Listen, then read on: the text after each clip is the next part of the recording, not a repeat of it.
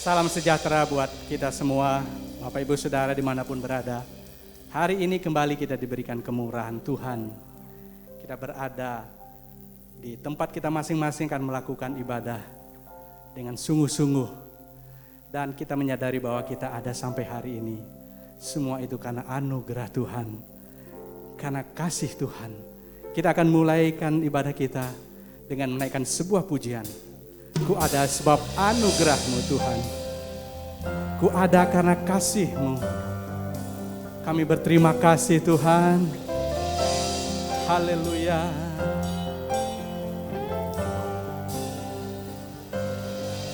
Haleluya. Ku ada sebab anugerah-Mu. Ku ada.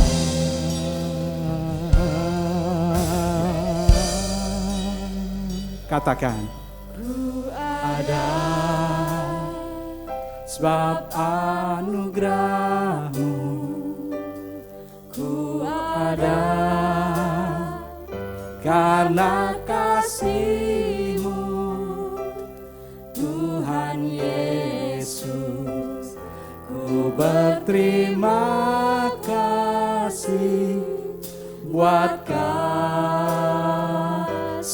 rahmat-Mu. Sekali lagi katakan, ku ada sebab anugerah-Mu. Ku ada karena kasih-Mu, Tuhan Yesus. Ku berterima kasih buat kasih rahmat-Mu. Katakan terima kasih. Terima kasih Yesus. Yesus, terima kasih. Hanya anugerah-Mu buat hidupku sekarang. Ku kan memuji-Mu selamanya. Terima kasih. Terima kasih. Haleluya. Yesus. Yesus, terima kasih. Hanya anugerah-Mu buat hidupku sekarang. Bukan memuji-Mu selamanya. Haleluya. Kami memuji-Mu Tuhan, menyembah-Mu Tuhan. Kami mau meninggikan akan setiap kebaikan Tuhan. Kami bersyukur Tuhan. Haleluya. Terima kasih. Semua katakan, terima kasih Yesus. Terima kasih Yesus. Yesus, terima kasih. Hanya anugerah-Mu, anugerah-Mu buat hidupku sekarang.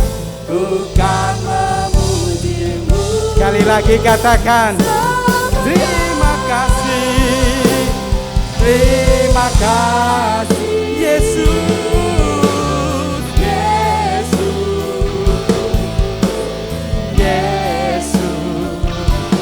Terima kasih. Hanya anugerah-Mu buat hidupku sekarang. Ku kan memuji-Mu selamanya. Ku kan memuji-Mu. Kan memuji-Mu selamanya. Sekali lagi katakan, ku kan memuji-Mu selamanya.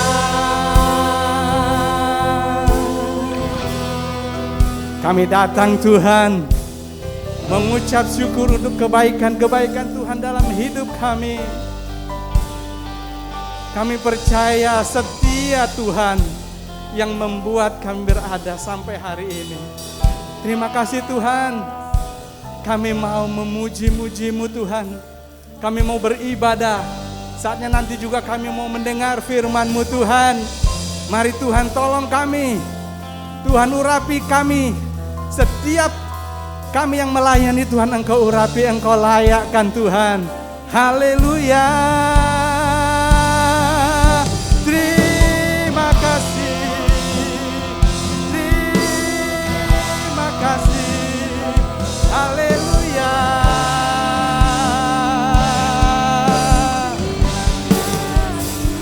Oh haleluya. Kiranya Engkau hadir Tuhan dan berhadirat di dalam ibadah kami hari ini. Dan kami semua diberkati. Di dalam nama Tuhan kami Yesus Kristus, kami sudah berdoa dan mengucap syukur. Haleluya. Amin. Mari Bapak Ibu Saudara, kita akan memuji-muji Tuhan dengan hati yang bersuka. Kita akan masuki gerbangnya dengan hati bersyukur. Halamannya dengan pujian. Dan katakan, hari ini adalah harinya Tuhan. Haleluya. Ku masuki gerbangnya dengan hati bersyukur, halamannya dengan pujian. Kataku hari ini harinya Tuhan, ku bersuka sebab Dia dirangkan. Ku masuki gerbangnya dengan hati bersyukur, halamannya dengan pujian. Kataku hari ini harinya Tuhan, ku bersuka sebab Dia girangkanku. Dia girangkanku, oh Dia girangkanku. Ku bersuka sebab Dia girangkanku. Dia girangkanku, oh Dia girangkanku. Ku bersuka sebab Dia girangkanku. Ku masuki gerbangnya dengan hati bersyukur, halamannya dengan pujian. Kataku hari ini harinya Tuhan, ku bersuka sebab Dia girangkanku. Dia girangkanku, Dia girangkanku, oh Dia girangkanku. Ku bersuka sebab Dia girangkanku. Dia girangkanku, oh Dia girangkanku. Ku bersuka. Katakan sekali lagi, Dia girangkanku. Dia girangkanku, oh Dia girangkanku. Ku bersuka sebab Dia girangkanku. Dia girangkanku, oh Dia girangkanku. Ku bersuka sebab Dia girangkanku. Lebih keras lagi. Dia girangkanku, oh Dia girangkanku. Ku bersuka sebab Dia girangkanku. Dia girangkanku, oh Dia girangkanku. Ku bersuka sebab. Sekali lagi, lebih keras lagi. Dia girangkanku, oh Dia girangkanku. Amin. Ku bersuka sebab Dia girangkanku. Dia girangkanku, oh Dia girangkanku. Ku bersuka sebab Dia girangkanku. Ku bersuka. Ku bersuka sebab Dia girangkanku. Ku bersuka. Ku bersuka sebab Dia girangkanku. Haleluya. Haleluya. Saatnya kita akan mempersiapkan hati kita. Mari kita menyembah Tuhan. Biarlah roh Tuhan bekerja di tengah-tengah kita. Saat ku menyembah-Mu, saat ku menyembah-Mu, Roh-Mu bekerja. Saat ku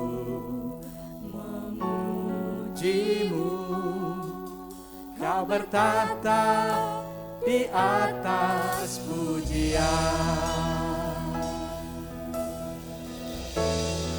Kami menyembah-Mu Tuhan. Saat ku menyembah-Mu, Roh-Mu bekerja. Saat kami memuji, saat ku memuji-Mu, Kau bertahta di atas pujian. Ku angkat hatiku, ku pandang kekudusan-Mu. saat ku sembah, ku puji-Mu, ku rasakan kehadiran-Mu Tuhan. Ku angkat hatiku,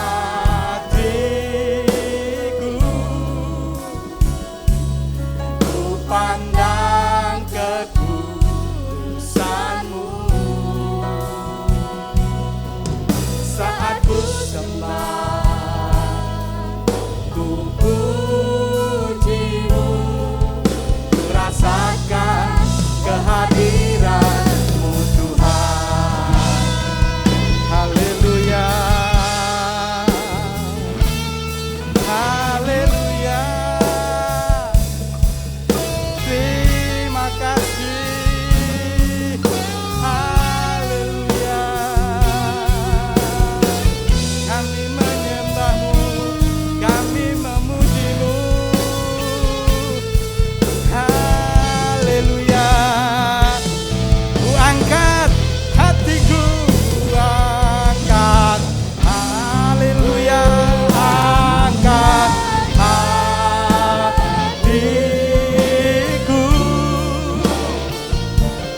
Ku pandang kekudusan-Mu. Saat ku sembah, saat ku sembah, ku puji-Mu, ku rasakan. Sekali lagi katakan, ku angkat hatiku, ku angkat.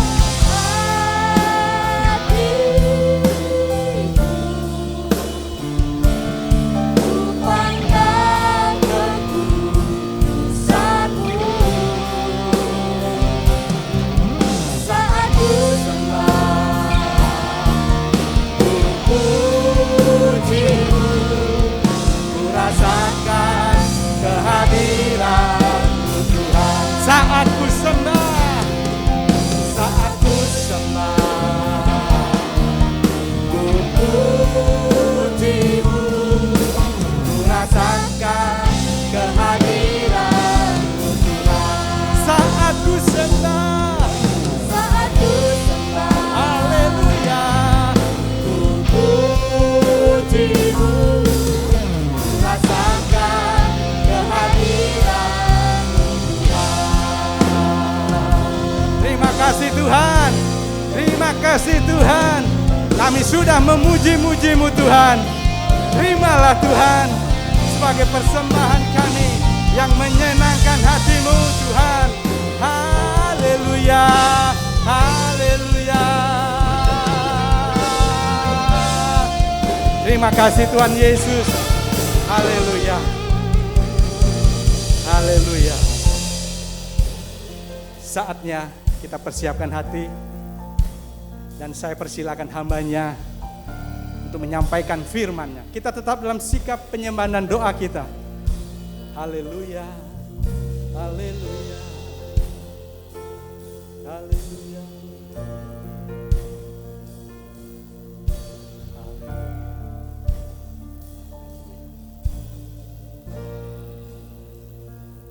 Selamat pagi, selamat berjumpa kembali dalam ibadah online pada pagi hari ini.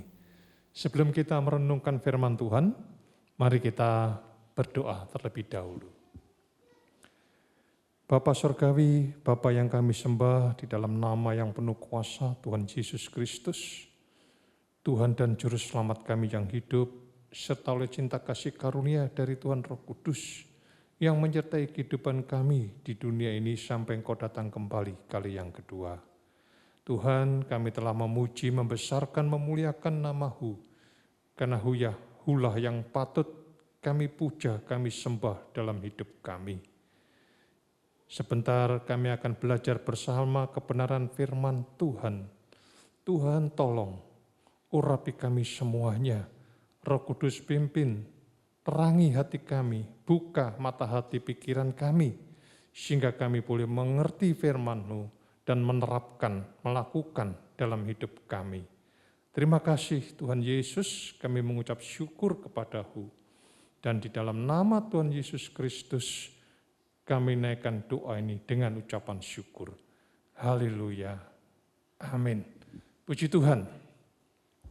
Pada kesempatan yang indah ini, kita akan belajar bersama kebenaran firman Tuhan yang ada di kitab Nehemia.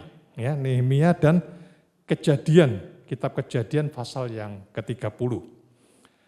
Di situ nanti kita akan melihat ya, ada pesan-pesan Tuhan yang masih relevan dengan keadaan kita sekarang ini. Ya, coba mari kita langsung mulai ya, kita baca kitab Nehemia pasal 1 ayat 1 sampai dengan ayat yang keempat.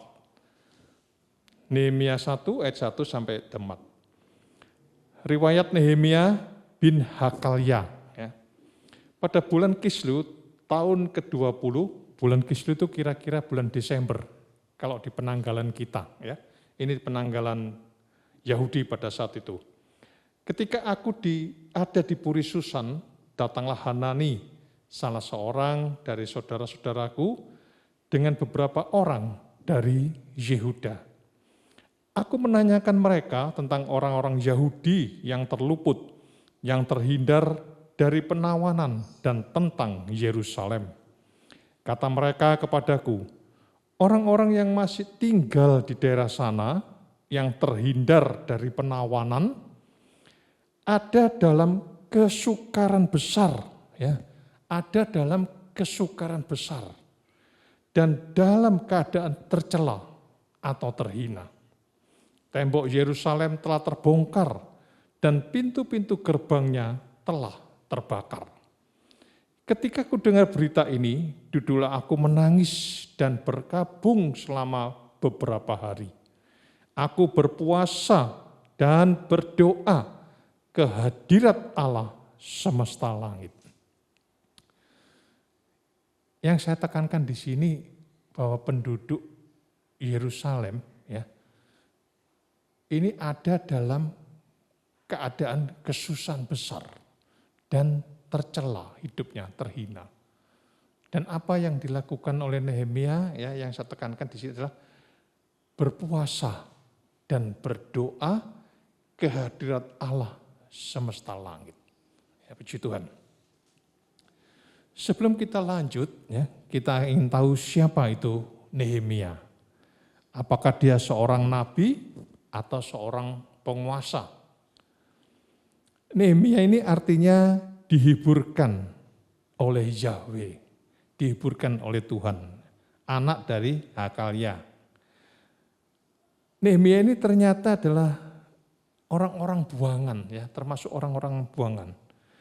Orang-orang buangan itu orang yang bagaimana? Yaitu orang-orang Yahudi atau Yehuda yang kerajaannya, ya, kerajaan selatan, telah ditaklukkan oleh Nebukadnezar, Raja Babel. Dan mereka diangkut ke Babel sebagai tawanan.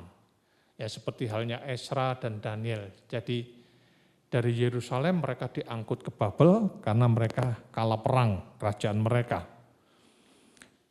Bait suci pada saat itu juga turut dihancurkan oleh kerajaan Babel.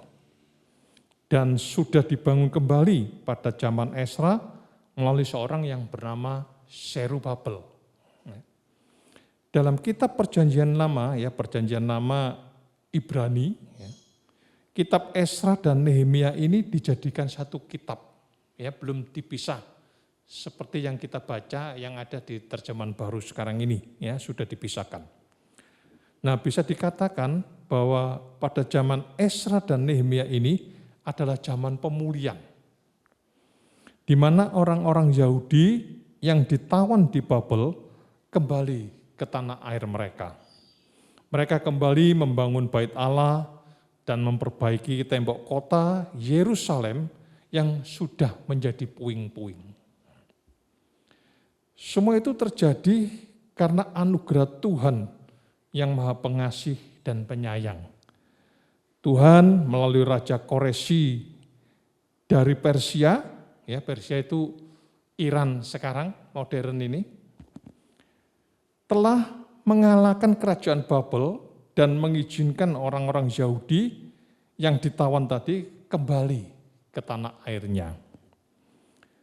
Sebenarnya apa, ya, yang membuat bangsa yang dikatakan pilihan ini harus mengalami pembuangan selama 70 tahun dijajah sesuai dengan nubuat Nabi Yeremia, ya, 70 tahun mereka ada dalam pengasingan, pembuangan.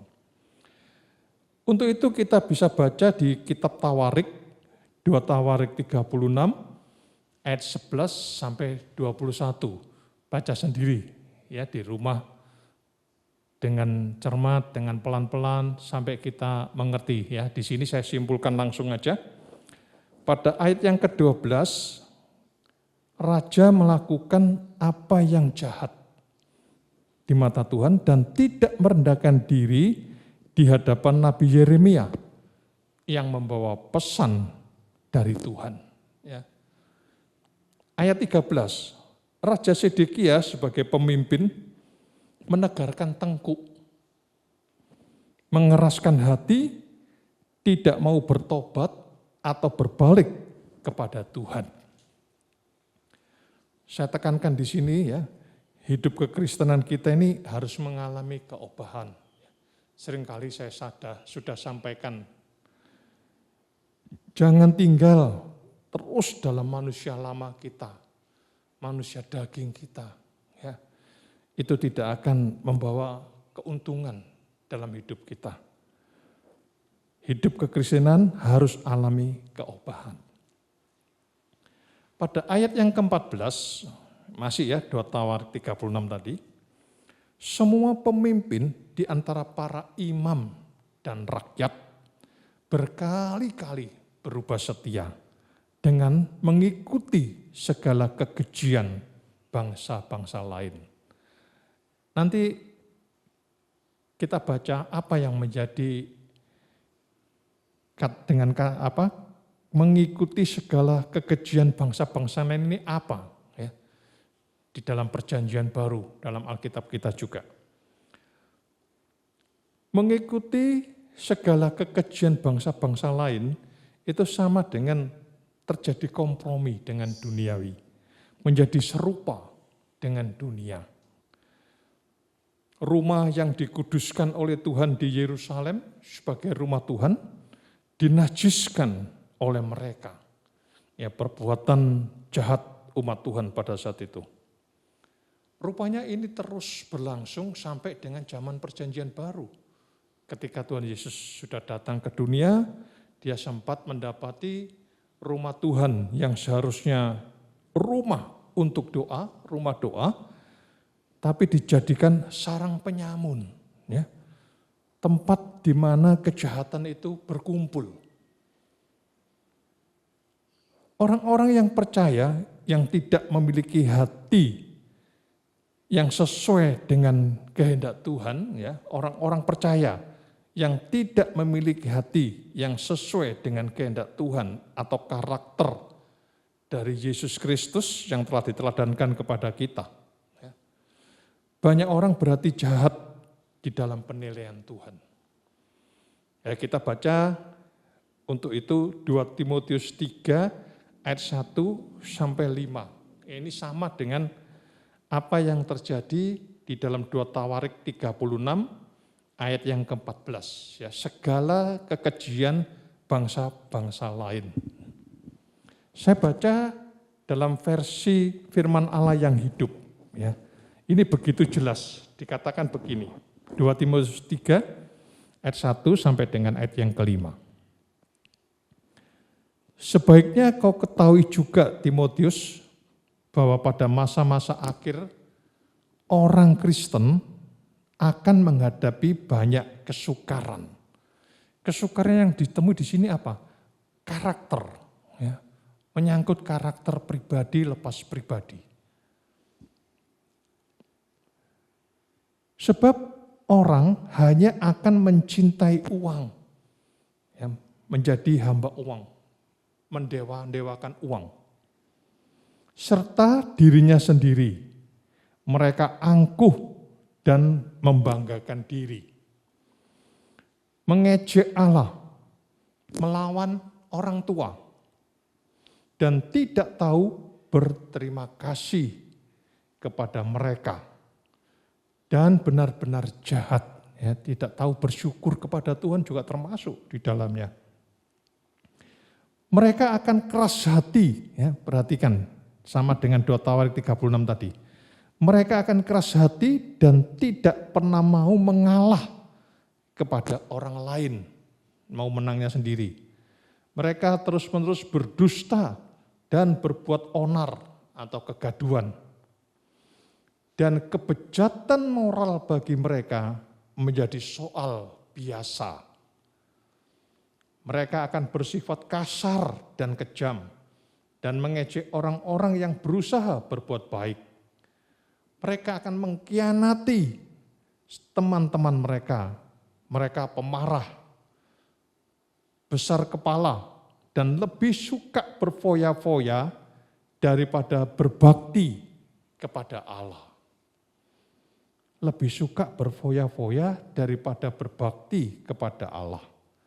Memang mereka akan pergi ke gereja, tetapi sebenarnya tidak mempercayai apa yang mereka dengar.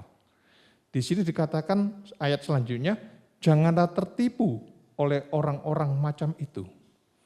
Tapi dalam terjemahan baru dikatakan, jauhilah mereka itu. Ya. Dan kalau ini kita teruskan, ya, dalam 2 Timotius 3 tadi kita teruskan. Di sana lebih jelas lagi akibatnya. Pada ayat yang ke-6, sebab di antara mereka terdapat orang-orang yang menyelundup ke rumah orang lain dan menjerat perempuan-perempuan lemah yang syarat dengan dosa dan dikuasai oleh berbagai nafsu. Ayat 7 perhatikan, ya, kita tekankan. Yang walaupun selalu ingin diajar, ya, selalu ingin diajar, namun tidak pernah dapat mengenal kebenaran. Sama seperti Yanes dan Jambres menentang Musa, demikian juga mereka menentang kebenaran. Yanes dan Jambres ini adalah 2 orang ahli sihir pada zaman Musa. Ya. Kalau kita baca Keluaran 7 ayat 11 dan 22, itu adalah 2 orang di antara mereka semua. Yanes dan Jambres ini ahli sihir. Akal mereka bobrok atau rusak dan iman mereka tidak tahan uji. Jadi sama, ya, dengan apa yang di 2 Tawarik 36, kekejian bangsa-bangsa lain. Jemaat yang dikasihi oleh Tuhan Yesus Kristus, pada poin ini saya ingin mengingatkan kembali, ya. Tadi jelas di sana di versi firman Allah yang hidup dikatakan, memang mereka akan pergi ke gereja, tetapi sebenarnya tidak mempercayai apa yang mereka dengar. Mereka lebih suka berfoya-foya daripada berbakti kepada Allah atau kepada Tuhan. Kalau kita tahu harga dari ibadah ini, ya pasti kita tidak melakukan hal seperti itu. Karena ibadah kita ini dibayar dengan harga yang sangat mahal oleh darah Tuhan Yesus Kristus. Kita baca sebentar, ya, untuk mengingatkan Ibrani pasal 9. Ibrani 9, kita baca ayat yang ke-14.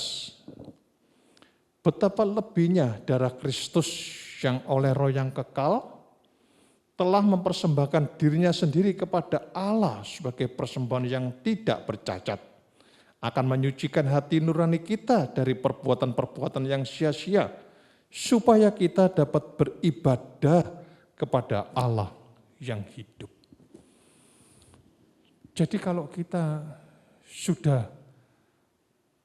tidak lagi tertarik atau kita tidak lagi mempunyai kerinduan untuk beribadah, padahal ibadah itu harganya telah kita baca ya, dengan harga yang sangat mahal, telah dibayar oleh darah Kristus Yesus Tuhan kita.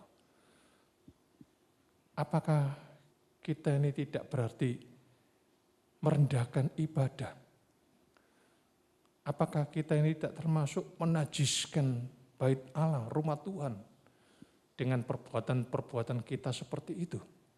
Ya. Kita harus waspada ini. Ya. Ibrani 10 ayat 29 dan 39 juga menyatakan begini. Betapa lebih beratnya hukuman yang harus dijatuhkan atas dia yang menginjak-injak anak Allah, yang menganggap najis darah perjanjian yang menguduskannya, dan yang menghina roh kasih karunia. Kalau kita baca di atasnya itu juga mengenai ibadah. Ya, ibadah. Ayat 15 dan 16 dalam 2 Tawarik 36, ya, berulang-ulang pesan disampaikan melalui utusan atau hamba-hambanya, karena ia atau Tuhan sayang kepada umatnya dan tempat kediamannya atau baitnya. Tapi apa yang dilakukan oleh umat Tuhan pada saat itu? Mereka mengolok-ngolok utusan Allah. Kalau kita baca Nehemia secara keseluruhan, banyak sekali tantangan yang dihadapi oleh Nehemia ini. Tantangan dari dalam, tantangan dari luar, tantangan dari musuh-musuh semua, banyak sekali. Ya. Tapi puji Tuhan, Nehemia bisa melewati semuanya itu.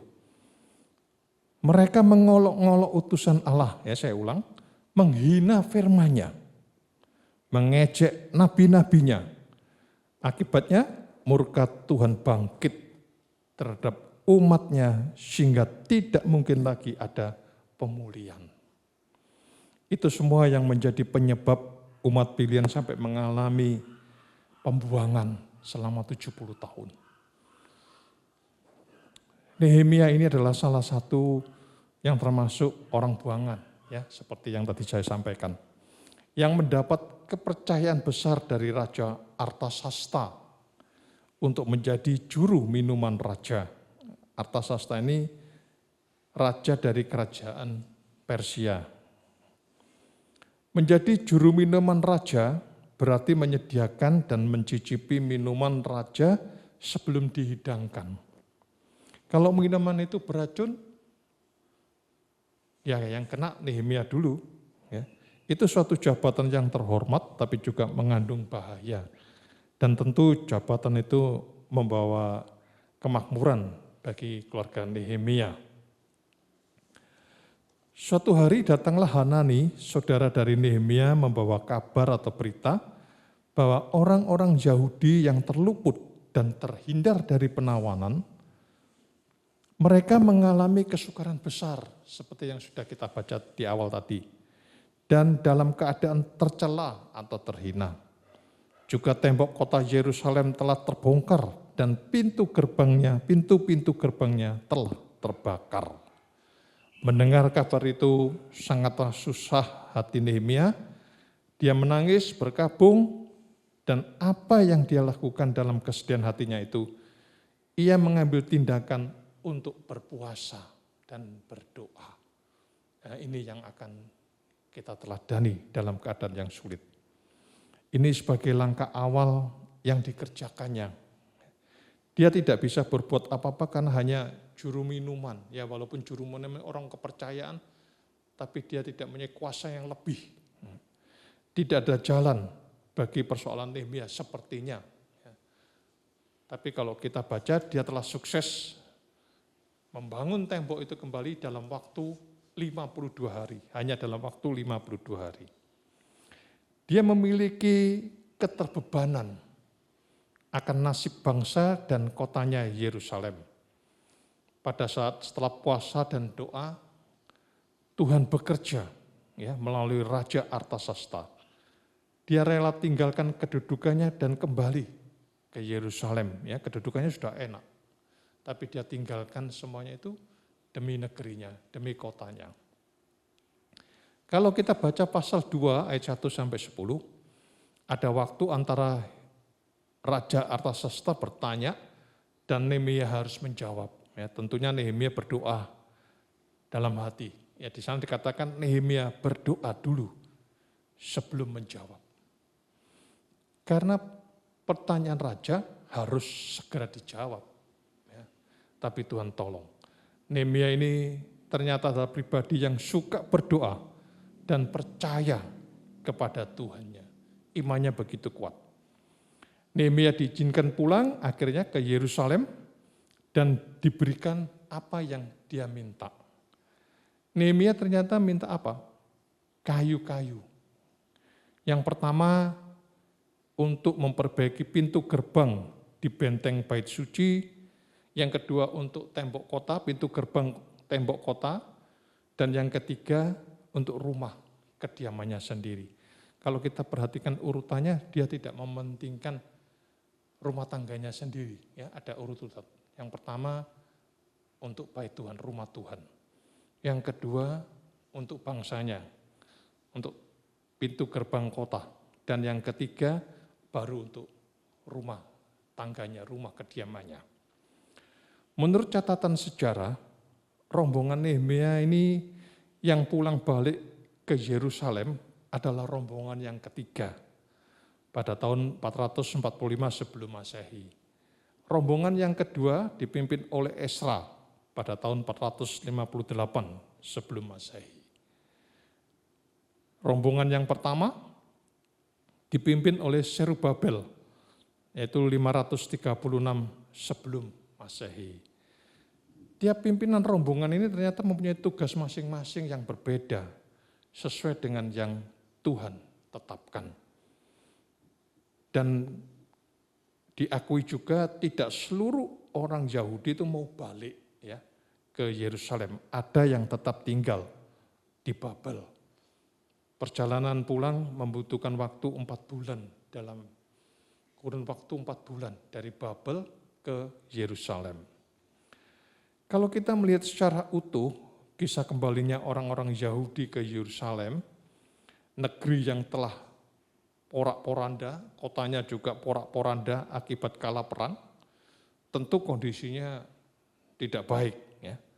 Apa yang harus dibenahi terlebih dahulu untuk kembali membangun bangsa dan negara? Mungkin kita berpikir lebih baik kita pilih pemimpin atau raja terlebih dahulu, atau kita renovasi dulu tembok Yerusalem supaya semua terlindungi, atau kita memperkuat tentara militer kita sehingga kita dapat menghadapi serangan musuh. Tetapi apa yang Tuhan perintahkan terlebih dahulu yang menjadi prioritas utama adalah membangun kembali bait suci atau rumah Tuhan yang telah dihancurkan oleh musuh. Membangun bait suci berarti mengundang hadirat Tuhan, karena bait suci adalah pusat peribadatan bagi bangsa Yahudi. Dalam kitab Haggai pasal 2, kalau kita baca ayat 19, 20 dan 22, sejak mereka meletakkan fondasi bait Allah, berkat itu dicurahkan oleh Tuhan, diperintahkan oleh Tuhan. Dan dikatakan Tuhan menggoncangkan langit dan bumi. Luar biasa. Jadi setiap bait suci dibangun kembali berarti ada pemulihan di situ. Di mana ada ibadah, di situ akan terjadi kembali hubungan antara Tuhan dan umatnya. Di mana ada hadirat Tuhan, di situ pasti mengalir kasih dan kuasa dari Tuhan. Tuhan akan menjaga dan memelihara umatnya sesuai dengan apa yang telah dijanjikannya. Terbuka kembali hubungan antara sorga dan dunia. Coba kita renungkan dengan sederhana saja, ya. Kalau rumah Tuhan dibangun, ya, di situ juga ada tabut Tuhan yang ada di ruang Maha Kudus, tentu mempunyai arti, ya. Tapi pada kesempatan ini saya ingin secara garis besarnya aja, ya, di dalam tabut di mana Tuhan berhadirat, ya, berisi 2 loh batu yang berisi hukum Taurat. Ini berarti bahwa Tuhan ingin kalau Tuhan berhadirat di tengah-tengah umatnya, umat ini harus berlaku sesuai dengan apa yang Tuhan inginkan. Sesuai dengan karakter Tuhan. Bukan menjadi umat yang jahat, bukan umat yang tegar tengkuk, keras hati, ya, bukan. Jadi Tuhan memberikan hukum. Kalau dalam perjanjian baru ini adalah hukum kasih. Yang pertama. Yang kedua, tongkat Harun yang bertunas, berbunga, dan berbuah. Tongkat itu sebenarnya diambil dari pohon, ya, sudah mati. Tapi disinilah keajaiban itu. Ini menggambarkan apa? Kepemimpinan dalam penggembalaan. Seumur hidup kita, kepemimpinan dalam penggembalaan. Yang ketiga adalah mana yang ditaruh dalam buli-buli emas. Mana ini mengandung arti pemeliharaan Tuhan. Mana ini sebenarnya nggak bisa disimpan lebih dari 1 hari. Kecuali pada hari terakhir untuk hari Sabat, karena Sabat mereka tidak mengungut lagi. Tapi kalau hari biasa disimpan, esoknya pasti menjadi ulat. Ya. Tapi yang disimpan di dalam tabut perjanjian ini tidak menjadi ulat, ya. Dia bertahan. Nah, saya kembali sekarang kepada loh batu, ya, 2 loh batu, 2 lempeng batu tadi. Itu juga mengatur bagaimana hubungan atau menjalin hubungan dengan Tuhan dan menjalin hubungan dengan sesama. Hukum kasih, ya, sekali lagi seperti yang tadi saya sampaikan. Bagaimana kita mengasihi Tuhan, ya, menyediakan waktu untuk saat teduh, mempelajari firman-Nya, dan belajar mendengar suaranya. Hukum ini penting untuk diterapkan. Kalau hukum ini dilanggar, tidak lagi ditaati, sejarah telah membuktikan Tuhan akan menghukum umatnya dan menyerahkan kepada musuh-musuhnya. Menjalin hubungan dengan Tuhan itu melalui apa? Ya, sekali lagi saya sampaikan melalui doa dan penyembahan kita. Melalui mempelajari firman-Nya dan melakukan, mempraktekkan firman-Nya. Ini sangat penting karena akan membawa kita kepada pengenalan akan Allah dan kita dikenal oleh Allah. 1 Korintus 8 ayat 3, ya, baca sendiri. Ketahuilah jemaat yang dikasihi oleh Tuhan, bahwa Tuhan itu selalu merindukan untuk bersekutu dengan umatnya, untuk melimpahkan kasih dan kuasa-Nya kepada kita. Contoh, Kejadian pasal 3 ayat 8 dan 9, saat Adam dan Hawa telah jatuh dalam dosa, siapa yang mencari mereka? Bukankah Tuhan? Demikian juga siapa yang membuatkan mereka untuk memakai pakaian, ya? Bukankah juga Tuhan untuk menutupi ketelanjangan mereka? Kasih dan kuasa Tuhan itu tetap sama sampai pada saat ini. Tuhan Yesus mengajari doa kepada murid-muridnya dalam doa Bapa kami. Ada ayat yang mengatakan, datanglah kerajaan-Mu. Jadi diundang kerajaan Allah itu untuk datang. Eden, Taman Eden itu ada di bumi. Bukan ada di surga. Lokasi Eden ya ada di negeri sekitar Irak sekarang ini. Tetapi tentu beda Eden sekarang dengan Eden yang dulu. Eden sekarang ini tanpa hadirat Tuhan. Kalau Eden sebelum Adam dan Hawa jatuh dalam dosa, itulah Eden karena ada hadirat Tuhan. Alkitab juga tidak menceritakan apakah generasi kedua, Kain dan Habil, ini sempat melihat Taman Eden, ya, gak ada yang tahu. Bayangkan ya, kalau hadirat Tuhan hadir dalam hidup kita, dalam rumah tangga kita, dalam gereja kita, apa yang akan terjadi? Tentu ada damai sejahtera dan sukacita oleh Roh Kudus. Karena terjadi hubungan antara sorga dan kita yang tinggal di dunia ini, yang di dalam Kristus.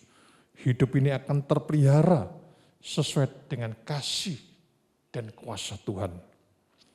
Salah satu ayat dalam firman Tuhan yang memberi penghiburan dan kekuatan bagi saya akhir-akhir ini dan mendorong terus untuk hidup dalam kebenaran dan kekudusan, ya, belajar untuk hidup dalam kebenaran dan kekudusan, ada di surat Kolose 3 ayat 1 sampai 4. Ya, kita baca Kolose 3 ayat 1 sampai 4. Demikian firman Tuhan. Karena itu, kalau kamu dibangkitkan bersama dengan Kristus, artinya kita dibangkitkan ini dari kematian terhadap dosa, pelanggaran kita. Carilah perkara yang di atas. Mencari perkara yang di atas itu sama dengan carilah dahulu kerajaan Allah dan kebenarannya. Di mana Kristus ada, duduk di sebelah kanan Allah. Yang kedua, ayat kedua, pikirkan perkara yang di atas, bukan yang di bumi. Sebab kamu telah mati, ya, telah mati dalam arti kita mati terhadap dosa. Dan hidupmu tersembunyi bersama dengan Kristus di dalam Allah. Apabila Kristus yang adalah hidup kita menyatakan diri kelak, kamu pun akan menyatakan diri bersama dengan Dia dalam kemuliaan. Yang menarik ini tersembunyi bersama dengan Kristus di dalam Allah. Ada ayat yang firman Tuhan yang mengatakan jadilah terang. Ada juga yang menyatakan supaya kebaikan hatimu diketahui oleh semua orang. Harus bersaksi. Ya. Nah kalau tersembunyi, kehidupan tersembunyi ini bagaimana? Ya. Tersembunyi di sini adalah hidup yang tersembunyi dari jangkauan si jahat. Sehingga kita tidak lagi menanggapi suara si jahat yang mendorong kita untuk berbuat dosa atau melakukan pelanggaran. Ya. Tapi dengan catatan, pikirkan perkara yang di atas, matikan yang duniawi. Kalau kita baca Kolose pasal 3 ayat yang kelima. Selanjutnya ya, baca sendiri. Jadi hidup ini supaya tersembunyi bersama Kristus di dalam Allah. Pikirkan yang di atas, cari yang di atas, pikirkan yang di atas, matikan yang duniawi di bawah. Baru hidup kita tersembunyi. Ayat pendukungnya, ya saya pada saat baca Tuhan, benarkah Tuhan seperti itu? Ya, saya baca ayat pendukungnya yang membuat saya yakin. Kita baca 1 Yohanes, surat 1 Yohanes, pasal yang kelima. 1 Yohanes pasal yang kelima. Kita baca ayat yang ke-18 sampai 21. 1 Yohanes 5 ayat 18 sampai 21. Demikian firman Tuhan. Kita tahu bahwa setiap orang yang lahir dari Allah, yang mengalami kelahiran baru, ya, tidak berbuat dosa, Tetapi dia huruf besar, yang lahir dari Allah melindunginya. Jadi kalau kita tinggal di dalam Kristus, dia yang lahir dari Allah, Kristus ini melindungi kita. Dan si jahat tidak dapat menjamahnya. Suatu jaminan yang luar biasa ya. Kita tahu bahwa kita berasal dari Allah dan seluruh dunia berada di bawah kuasa si jahat. Akan tetapi kita tahu bahwa anak Allah telah datang dan telah mengaruniakan pengertian kepada kita. Supaya kita mengenal yang benar, mengenal firman-Nya. Dan kita ada di dalam yang benar. Di dalam anaknya Yesus Kristus, dia adalah Allah yang benar dan hidup yang kekal. Puji Tuhan. Ya. Baca juga Matius 23 ayat 37, Tuhan tuh ingin melindungi, mengumpulkan ya sampai berseru Yerusalem, Yerusalem. Yang dimaksud adalah penduduk Yerusalem, orang-orang Yahudi. Supaya mereka mau dilindungi oleh Tuhan seperti induk ayam melindungi anak-anaknya pada saat ada burung ya sejenis elang yang akan menyambar anak-anak ayam ini. Tuhan melindungi, Tuhan menjaga. Puji Tuhan. Kerinduan hati Tuhan Yesus yang penuh kasih adalah melindungi kita dari si jahat ya sekali lagi. Sehingga hidup ini sungguh-sungguh mendapat bagian dari apa yang dijanjikannya. Semua janji firman Tuhan. Firman Tuhan ini yang dijanjikan kepada kita ada 32.500 kurang lebih ya, janji Tuhan dalam Alkitab. Lebih dari cukup. Seperti Tuhan menempatkan Adam dan Hawa di Taman Eden. Dengan segala pohon buah-buahan lebih dari cukup. Ya.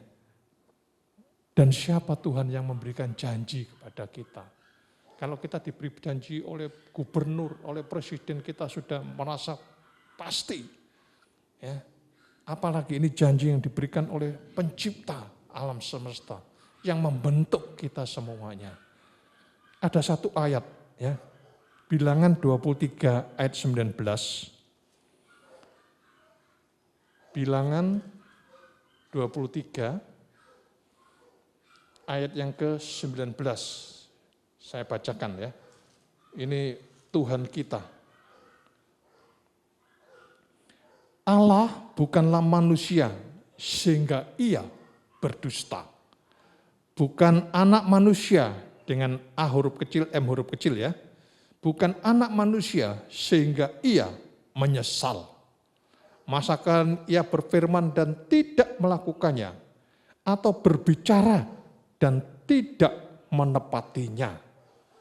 Ini harus kita yakini. Janji yang kurang lebih 32.500 tadi dalam Alkitab kita, itu untuk kita. Tuhan pasti menepati. Kita menyadari bahwa hari-hari terakhir ini adalah hari-hari yang sulit bagi kita semua ya. Tapi jangan pernah menyerah dengan kesulitan itu sampai kita ini mengibarkan bendera putih di depan rumah kita. Ya. Berserah kepada Tuhan itu harus, tapi menyerah kepada keadaan jangan. Kita mempunyai Tuhan yang sudah terbukti kasih dan kuasanya. Jadi jangan ragu untuk mempercayainya, mempercayakan hidup kita kepadanya, dan mempercayai janji-janjinya. Kita memiliki Tuhan Yesus yang memegang kuasa di surga dan di bumi. Tidak ada barang yang mustahil baginya dan bagi kita yang percaya. Saya ambil suatu contoh dalam perjanjian lama, ya, dalam perjanjian baru juga ada, tapi ini satu aja dalam perjanjian lama, yaitu dalam Kejadian 30 ayat 25 sampai 43. Ya, baca secara keseluruhan di rumah, nikmati, cermati. Intinya begini, setelah sekian lama Yakub bekerja pada Laban yang adalah pamannya sendiri, suatu hari Yakub berpamitan untuk pulang ke negerinya, ya, ke tanah Kanaan, dan bekerja untuk rumah tangganya sendiri. karena selama ini dia mengabdi kepada pamannya. Tetapi Laban berusaha untuk mencegah kepulangan itu dengan alasan Laban ini belum memberi upah kepada Yakub dan akan memberi upah saat ini kepada Yakub. Laban tahu dengan pasti bahwa kambing, domba atau ternaknya berkembang biak dengan pesat karena Tuhan menyertai dan memberkati Yakub. Baca ayat 27 ya, Kejadian 30. Kehidupan Yakub menjadi berkat di tengah-tengah keluarga Laban. Yakub ini sendiri mengalami proses demi proses dalam kehidupannya. Dari seorang yang tenang dan suka tinggal di kemah, ya kalau kita baca Kejadian 25 ayat 27, Yakub tentu pandai di dalam ngurus rumah tangga, ya termasuk masak. Dia juga bisa masak sup kacang merah, ya, yang kemudian terjadi transaksi dengan kakaknya Esau. Dan Yakub ini juga menjadi kesayangan ibunya Ribkah. Tapi sejak dia lari ke Laban, ia menjadi seorang pekerja keras, ya, orang lapangan.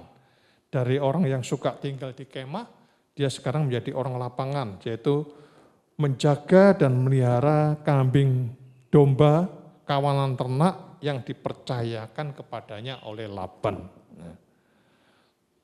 Berubah hidupnya. Untuk memberikan upahnya kepada Yakub, akhirnya terjadilah suatu kesepakatan antara Laban dan Yakub. Ya, ini kita baca ya, Kejadian pasal yang ke-30 ayat 31 sampai 35. Kejadian 30 31 sampai 35. Kata Laban, apakah yang harus kuberikan kepadamu? Jawab Yakub. Ya, jawab Yakub, tidak usah kau berikan apa-apa kepadaku. Aku mau lagi mengembalakan kambing dombamu dan menjaganya. Asal engkau mengizinkan hal ini kepadaku. Hari ini aku akan lewat dari tengah-tengah segala kambing dombamu dan akan mengasingkan dari situ setiap binatang yang berbintik-bintik dan berbelang-belang. Segala domba yang hitam dan segala kambing yang berbelang-belang dan berbintik-bintik, itulah upahku. Begitu mendengar kesepakatan ini, permintaan sendiri dari Yakub, saya yakin ya dalam hati Laban pasti bersorak. Bodoh si Yakub ini. Karena apa? Domba yang warnanya hitam dan kambing yang warnanya belang-belang dan bintik-bintik itu jarang sekali. Prosentasenya sangat kecil. Ya. Saya tahu ini. Karena saya ini pada saat masih kuliah di kedokteran hewan, saya ini sudah bekerja dengan mengumpulkan kulit kambing, kulit domba, kulit sapi untuk kembali dijual ke pabrik, masuk ke pabrik ya, dari pabrik diproses jadi sepatu, jadi tas, jadi jaket, dan alas sepatu, alas sandal ya. Dan saya pasarkan lagi ya di Bali. Jadi saya tahu dengan pasti beda antara kulit kambing dan kulit domba. Kulit domba sebagian besar berwarna putih. Jarang, sekali lagi jarang domba itu berwarna hitam bulunya ya, kulitnya. Prosentasenya kecil. Begitu juga dengan kulit kambing yang berwarna belang tapi ada bintik-bintiknya. Itu juga kecil sekali prosentasenya ya. Kecil sekali. Tapi apa yang dilakukan oleh Yakub sungguh enggak masuk akal. Dia mengupas dahan dari 3 jenis pohon, yaitu hawar, pohon badam, dan pohon berangan. Ya, kalau kita baca ayat 32 sampai 43, di situ setelah ilmu pengetahuan pun ya juga tidak bisa menjelaskan hal tersebut. andai kata ya ini, 3 pohon tersebut menghasilkan getah kimia, andai kata ya, menghasilkan getah kimia yang tercampur dalam air minum kambing domba tersebut, itu pun tidak bisa menentukan warna atau corak dari bulu kambing domba itu atau warna kulitnya ya. Karena warna atau corak bulu kambing atau domba itu ditentukan oleh faktor genetik. Ya, hukum Mendel, kalau kita belajar di SMA kita ingat hukum Mendel. Contohnya, tidak mungkin orang yang berkulit putih, ya suami istri putih misalnya, ingin keturunan kulit hitam atau anak punya warnanya hitam kulitnya. Kemudian dia minum kopi tiap hari, ya mungkin menghabiskan kopi 1 pabrik, anaknya ya tetap putih, tidak mungkin jadi hitam. Ya. Menurut ilmu pengetahuan atau logika atau hukum Mendel seperti itu. Jadi apa yang diperbuat oleh Yakub? Itu adalah sarana imajinasi dari apa yang Yakub percayai. Ya, kalau perjanjian baru, imannya Yakub. Sebab sebelum kejadian tersebut, Yakub bermimpi. Ya, kita baca Kejadian 31 ayat 10 sampai 13. Kejadian 31 ayat 10 sampai 13. Pada suatu kali, pada masa kambing domba itu suka berkelamin atau kawin, maka aku bermimpi dan melihat bahwa jantan-jantan yang menjantani kambing domba itu bercoreng-coreng, berbintik-bintik, dan berbelang-belang. Dan malaikat Allah berfirman kepadaku dalam mimpi itu, Yakub, jawabku, ya Tuhan. Lalu ia berfirman, angkatlah mukamu dan lihatlah, bahwa segala jantan yang menjantani kambing domba itu bercoreng-coreng, berbintik-bintik, dan berbelang-belang. Sebab telah kulihat semua yang dilakukan oleh Laban itu kepadamu. 13. Akulah Allah yang di Bet-El itu, di mana engkau mengurapi aku, dan di mana engkau bernasar kepadaku. Maka sekarang bersiaplah engkau, pergilah dari negeri ini, dan pulanglah ke negeri sanak saudaramu. Puji Tuhan. Mungkin Yakub juga tidak bisa mengerti bagaimana kalau induknya warnanya belang dan tidak berbintik, kemudian bisa menghasilkan yang belang dan berbintik.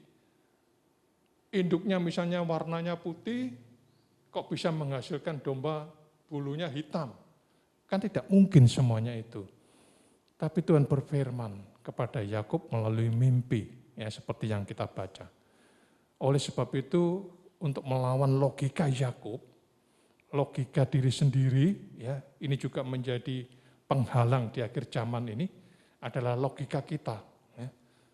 Maka Yakub membuat sarana imajinasi, yaitu dengan memotong 3 dahan pohon dari pohon hawar, pohon badam, dan pohon berangan, sampai dibuat seperti dahan itu warnanya belang-belang. Ya. Nanti di akhir ini mungkin jemaat bisa melihat gambar dari 3 pohon tersebut. Ya. Puji Tuhan.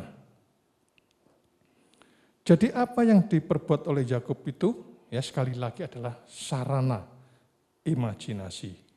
Jemaat yang dikasihi oleh Tuhan Yesus Kristus, kalau kita sudah merenungkan kisah Nehemia ketika berada dalam kesukaran besar dan kisah Yakub yang iman percayanya melampaui segala akal sehat manusia, ya jangkauan iman itu melampaui logika kita, bagaimana sekarang kita menghadapi dan menjalani masa-masa yang sulit sekarang ini. Kita harus belajar dari sejarah Alkitab, ya, karena tidak ada dusta di dalamnya. Kita baca surat Yudas, ya, surat Yudas.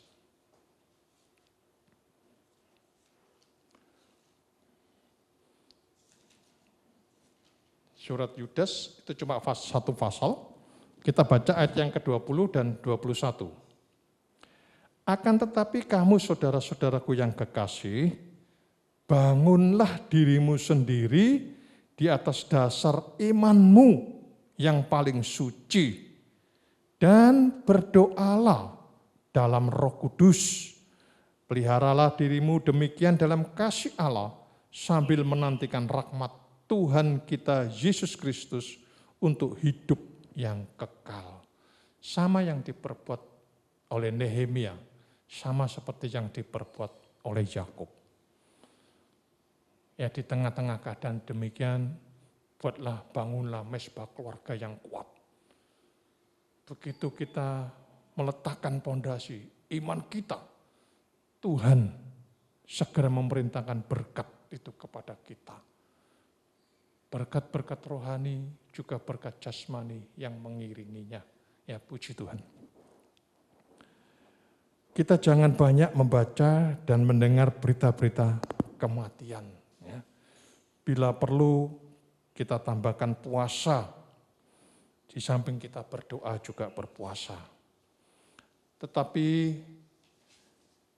banyaklah sekali lagi, ya, jangan mendengarkan berita-berita kematian, banyak berdoa, baca firman sebagai suara kehidupan atau berita kehidupan.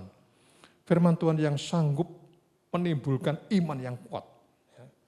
Kehidupan kita di dunia ini terhubung dengan surga, dan itulah yang bisa meningkatkan imun di tubuh kita, ya, kekuatan tubuh kita.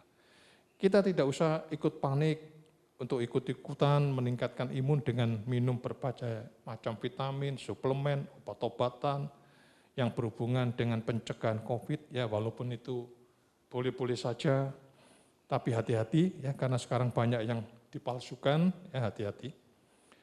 Yang utama, percayalah kepada firman Tuhan. Sekali lagi, percayalah kepada firman Tuhan. Firman itu disediakan dengan limpah sampai 32.500. Ya, kurang lebih janji-janji itu disediakan bagi kita. Amsal 17 ayat 22.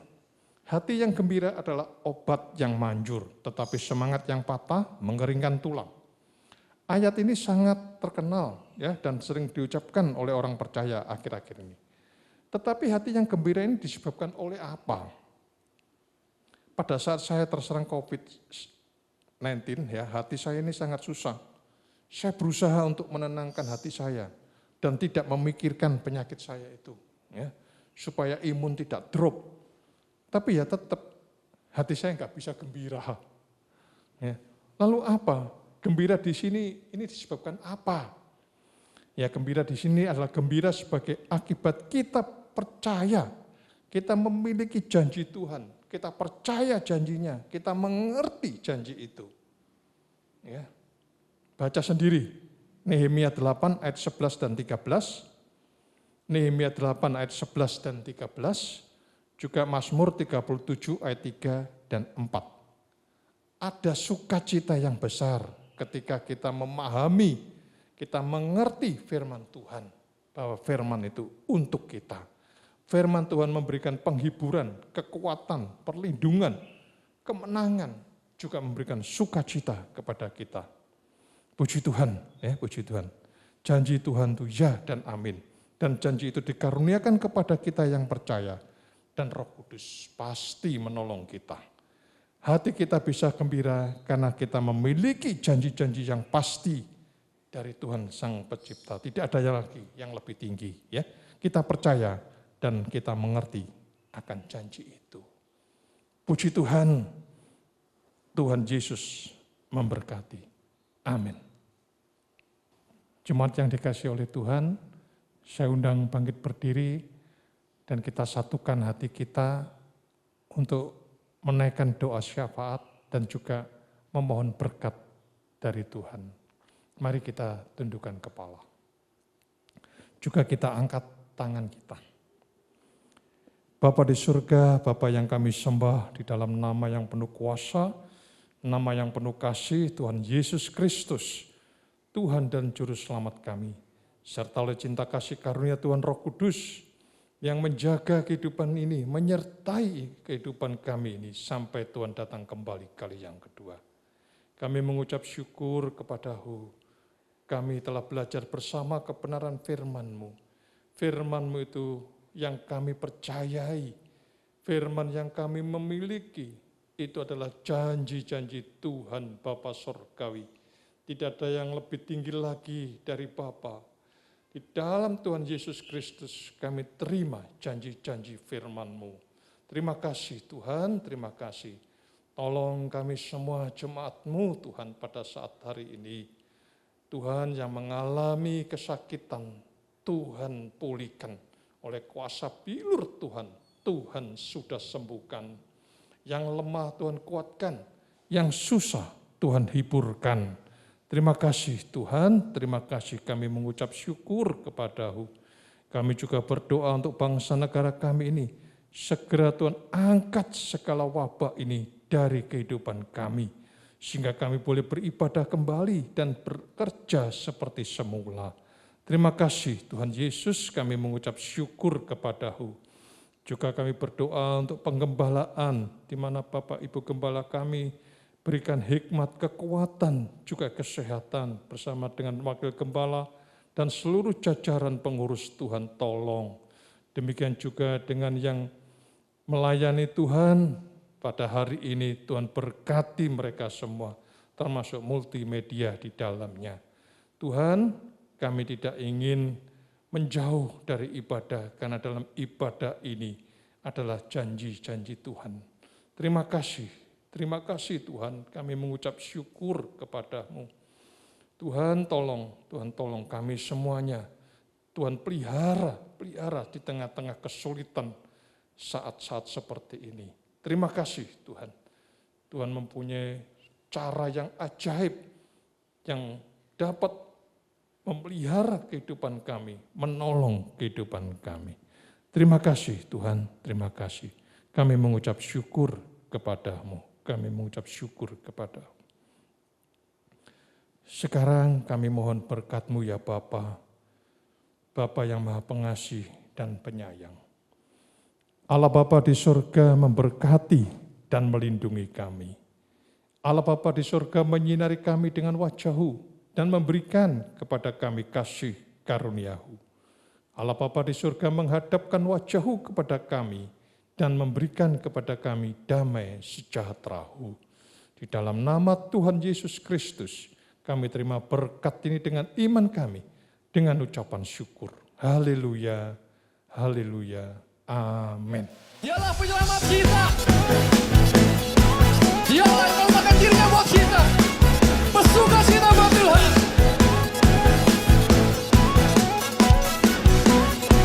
Mulai sing. My Savior, Redeemer, lifted me from the miry clay. Almighty. Almighty, forever, I will never be the same, 'cause you came near. From the everlasting to the world we live, Father's only Son. Come on.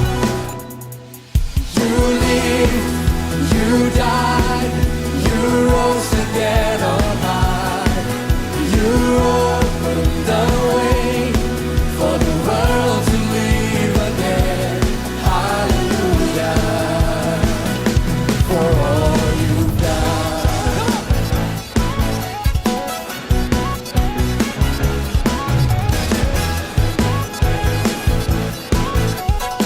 Come on, let's sing. You're my Savior, Jesus.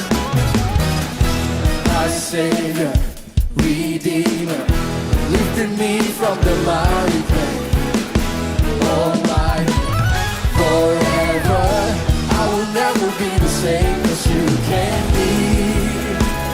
From the everlasting to the world we live, the Father's only Son. You live, you died, you rose again on high. You opened the way. You opened the way for the world to live again.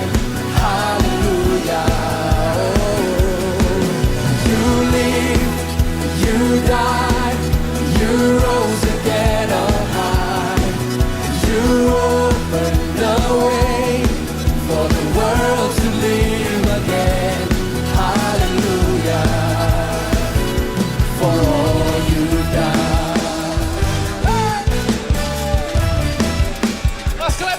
Lord Jesus.